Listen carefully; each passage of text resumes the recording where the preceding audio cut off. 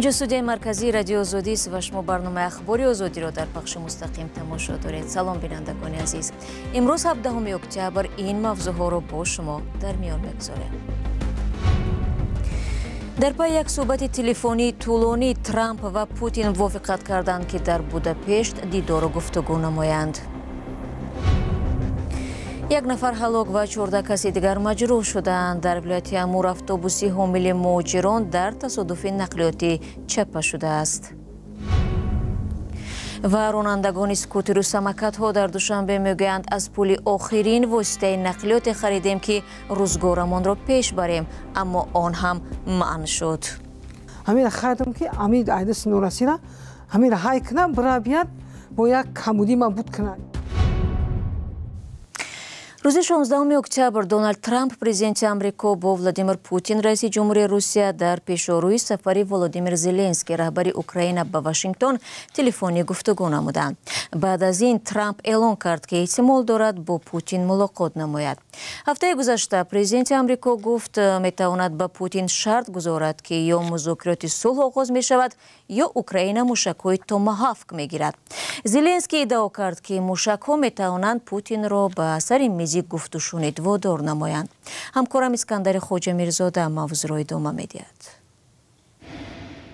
рӯзи панҷшанбе баъди суҳбати телефонии тӯлонӣ президентҳои иёлоти муттаҳидаи амрико ва русия Дональд Трамп ва Владимир Путин мувофиқат карданд ки дар мулоқоти рӯбарӯ роҳҳои хатми ҷанги Украинаро баррасӣ кунанд. президенти амрико гуфт суҳбаташ бо Путин сермаҳсул буд ва ӯ метавонад бо раҳбари Русия дар Будапешт, пойтахти Маҷористон, вохӯрад. Кремл ин иттилоъро тасдиқ кард, вале ягон ҷониб замони мулоқотро ошкор накардааст. сарвазири Маҷористон Виктор Орбан, ки бо раҳбарони иёлоти муттаҳидаи амрико ва Русия равобити хуб дорад, мегӯяд кишвараш тайёрӣ ба мизбонии гуфтушуниди Трамп ва Путинро оғоз намудааст ва эҳтимол ин мулоқот дар давоми 2 ҳафтаи оянда барпо шавад. ин рӯйдоди ғайримунтазира замоне ба вуқӯъ пайвастааст ки раҳбари Украина Владимир Зеленский ба Вашингтон сафар кардааст ва интизор меравад ки дар дидору гуфтугӯяш бо Трамп аз президенти амрико аз ҷумла мушакҳои дурпарвози Томаҳавк дархост намояд. ёвари Путин мегӯяд аснои суҳбат бо Трамп Путин ҳушдор дод ки додани мушакҳои Томаҳавк ба Украина барои раванди сулҳ кӯмаке намекунад ва бар илова метавонад равобити Вашингтону Москавро сард намояд. аз ин рӯ расонаҳо талоши музокироти Путинро ҳамчун иқдоми дифоӣ арзёбӣ мекунанд. ахиран Москаву Киев ба пойгоҳҳои энергетикии ҳамдигар зарбаҳои сангин задаанд. бо дарёфти мушакҳои Томаҳавк Украина имкон меёбад ба ҳадафҳо дар дилхоҳ шаҳрҳои Русия зиён расонад. ҳафтаҳои ахир эҳсос мешуд ки кохи сафед аз саркашии Путин дилсард шуда майл дорад ба Украина кӯмаки бештар расонад, вале баъди суҳбати телефонии Трамп ва Путин аз эҳтимол дур нест тасмими раҳбари амрикоӣ тағйир ёбад.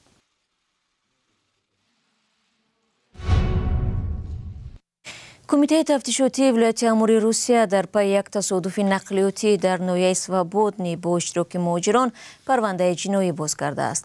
аз субҳи барвақти 16 октябр дар наздикии деҳаи Устпера як автобуси ҳомили 48 коргар ба мошини сабукрав бархӯрдааст. дар натиҷа як нафар ҳалок ва 14 каси дигар бо ҷароҳатҳои гуногун дар бемористон бистарӣ шуданд. хабаргузории ТАСС ба нақл аз дафтари матбуоти кумитаи тафтишоти Русия дар вилояти Амур навиштааст: мусофирони автобус коргарон аз Туркия, Тоҷикистон ва Узбекистон буданд. ҳамаи онҳо дар ширкати туркии Ямата кор мекарданд. сониҳа баъди он ба вуқӯъ пайвастааст ки автобус ба самти муқобили ҳаракат мебарояд. пас аз бархӯрд ба мошини сабукрав автобус аз роҳ берун ва чапа шудааст. сабабҳои сар задани садамаи нақлиётӣ ва омилони он таҳқиқ мешаванд. додистонии вилоят ин қазияро зери назорат гирифтааст. прокуратураи шаҳри санҷишро оғоз кардааст. иҷрои қонунҳои бехатарии ҳаракат дар роҳ ва риояи ҳифзи меҳнат баҳогузорӣ карда мешавад. дар сурати мавҷуд будани қонуншиканӣ аз ҷониби додситонӣ чораандешӣ мешавад. فعلا یکی از مجروحان تصادفی رو در حالت وزنین در شعبه احیاگری است. الکساندر باستریکین رئیس کمیته تفتیشاتی روسیه در برای تفتیش حالتهای صدمه گزارش طلب کرده است.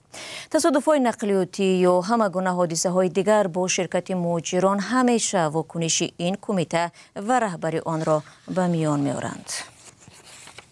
موضوع مهاجرت را ادامه می‌دهیم. یک گزارش نو موضوع مهاجرت زنان ساکن قرقیزستان و تاجیکستان به خارج را تحقیق کرده است. این گزارش را سازمان جهانی مهاجرت انجام داده روز 16 اکتبر نشر نمود. آن بر پایه مصاحبه‌های یک به یک و گروهی با 10 زنان در این دو کشور تهیه شده است که در دوام چند سال اخیر مهاجرت را تجربه کردند. پرسش‌ها ماه‌های می و ایون امسال برپا شده در تاجیکستان از جمله زن‌های از مهاجرت برگشته و ساکن شهر دوشنبه، نویه رودکی و شهر کولوب در آن اشتراک کردند. همکارم خیرامان بقازاده با این گزارش آشنا شد و پیش از برنامه از او خواستم مهمترین خلاصه های آن را به ما بگوید.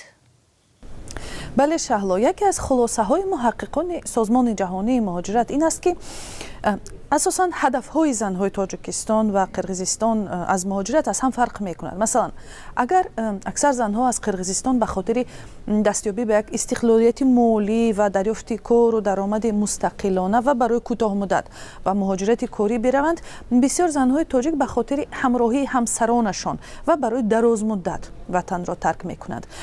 برای هر دو گروه روسیه مکان اساسی مهاجرت است و از 43 تا 55% مهاجران از تاجیکستان و قرقیزستان زنها بودند.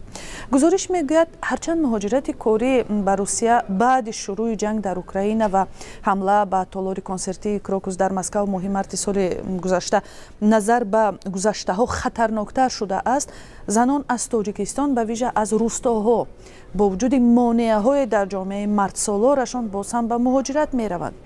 آنها را از مشکلات پرسیدند و زنهای مهاجر از هر دو کشور گفتند خوب ندانستن زبان، مشکلات سند و مراجعت به ساختارهای دولتی، نقض حقوقشان در کار و جامعه و برای زنهای تاجیک فشار از جانب اعضای جامعه خودی یا تاجیکستانی ها وجود داشته است.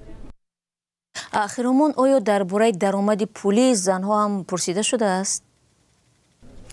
این یکی از پهلوهای مهم گزارش از شهلا. 65% زنان قرقیزستانی و 74% زنهای تاجیکستانی گفتند که به خانواده هایشان از مهاجرت پول میفرستند و در بسیار عائله ها پول های آنها درآمد اساسی به شمار می رود. یک نکته جالب این است که وقتی زنها خود را نانآور اساسی عائله هایشان احساس می کنند، بعد بازگشت استقلال مالی آنها از دست می رود، چون مردان نظارت بر خراجات پولهای آنها را در اختیار خود می گیرند، چون این زنها باید دوباره از روی معیارهای جامعه پدرسالار عمل کنند. مثلا زنهای تاجیک گفتند که از مجبوری و همچون یک فداکاری شخصی آنها راه مهاجرت را انتخاب می کنند، در حالی که بسیار زنها از قرقیزستان گفتند مهاجرت به آنها امکانیت رشد و استقلال شخصی، کاری و فردی را فراهم می کند. این زمان باز هم با مهاجرت رفتن زنان را در جامعه های کشورشان چندان خوب قبول نمی کنند و زنهای پرسیده شده گفتند که وقتی مردان از مهاجرت همچون قهرمان برمیگردند، زنها اگر باز به پول برگشتند آنها را همچون یک شخص ناموفق ارزیابی و هم درباره کارهای در مهاجرت کردهشان بسیار سوال می کنند. و نهایت یک تفاوت دیگر این است که اکثر مهاجران زن و مرد از تاجیکستان گفتند که میخواهند به مهاجرت پیوسته رفت آمد کنند و مهاجران قرقیز گفتند که میخواهند در وطن بمانند.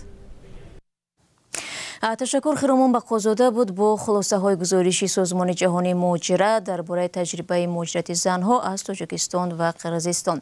اگر این موضوع شما را به اندیشه وادار کرد یا نظر میخواهید بیان کنید از آن، لطفا زیر این برنامه نویسید و هم شکل مفصل گزارش را از سامانه azadi.org بخوانید. سلام، اگر خط و خبر میخواهید ما داریم. نوید بامدادی، سرخط خبرها، اخبار تاجیکستان و جهان، گزارش ها و تحلیل ها. چی میگذرد و چرا؟ دانستن فهمیدن است. ضمیمه یا اپ ما را بگیرید. чанд рӯз пеш мақомдорони душанбе истифодаи скутеру самокатҳо дар пойтахти тоҷикистонро то соли 2030 манъ карданд. ронандагоне ки аз ҳаққи вуруд ба пойтахт маҳрум шуданд аз ин қарор нороҳат буда таъкид мекунанд ки ин нави нақлиёт барои муҳити зист зараре надорад ва тамоми дунё дар фикри истифодаи бештари он аст. вале сабаби манъи истифодаи самокату скутер дар душанбе чандин ҳодисаи маргбор ва беназмии ронандагон гуфта шудааст. коршиносон дар суҳбат бо зарангези наврӯзшов ва шаҳлои абдулло гуфтанд шояд танзими амиқтари ин нави нақлиёт беҳтар мебуд. ин скутери барқиро мухсафар чанд моҳ пеш бо пули роҳрӯбии худ харид то харҷи оилааш барои роҳгиро кам шавад. писари 27-солаи ин зан 4 бор ҷарроҳӣ шудааст ва пиёда зиёд роҳ гашта наметавонад. скутер кори ӯро ҳам осон карда буд. Чама мехона англиси да мехона рамон дрозай خیلی مغلب بسیار نمی‌مون که من هر روزی رسون بودم برابیا همین خاطرم که امید عیدس نورسینا همین های کنم برابیات با یک کمودی من بود کنار یا جوبی من میبره کوون یک کویگا من میره یک دارو میخره یک اپتک میره یک بازار میره جایی که لازمه باشه اون کاری مثلا ضروری باشه ما با ماشین اگر بریم بود راه پلی و چی میکنیم با این مثال اکانوم میشه اون قش فایده مدت چند دست پسری محسفر نمیتواند با سکوتر به شهر وارد شود و او گفتند بدون قید دولتی و رقمی مخصوص از آن استفاده نبرد. میگوید هنوز آن را به قید نگرفته بود که استفادهش پررم منع شد. استفاده اسکوتر و سمکت یا دوچرخه های برقی در راههای ماشینگرد و پیاده‌گردی دوشنبه تا سال 2030 منع شد. این قرار شماری دوچرخه های برقی را در راههای پایتخت انگشت شمار و خریداری آنها را هم کم کرده است. خب 20 نانو آوردگی بودم این هم جده از این ناموش فروختیم نمی قدرش موندگی ایدم مثال خریدار بوده میفروخت یک تا نیم تا میفروختی مثال این میگم که 4 روز شد نسالدم نه خریدار نه هیچ. از این پیش مقامات صاحبان اسکوترها را مجبور کردند که نقلیات خود را از قید گذرانند و رقم دولتی بگیرند. ظاهراً این قرار نتوانست حرکت اسکوترها را در شهر به نظم آورد. تصمیم منع حرکت اسکوترها در راه و پیاده‌روهای شهر پس از آن گرفته شد که به اطلاع مقامات صدمه‌های مرگبار با شرکت چنین نوی نقلیات زیاد شد. مقامات میگویند از اول سال با اسکوتر و سمکت‌ها 26 تصادف به قید گرفته شده است که در نتیجه 3 نفر جان باخته 24 کسی دیگر جراحت‌های گوناگون جسمانی برداشتند. فقط در یک هفته اول ماه اکتبر مقامات از مرگ 2 راننده اسکوتری برقی خبر دادند.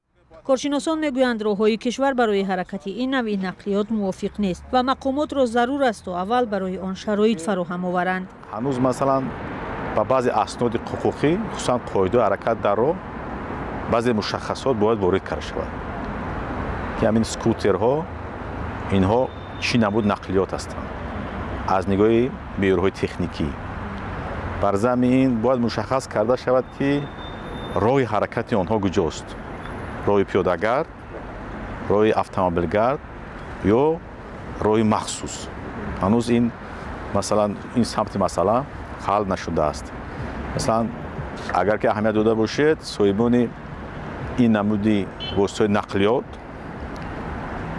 30 سال گوناگون دارن مثلا حتی طلبه‌های صنف 4 و 5 مکتب هم هستن.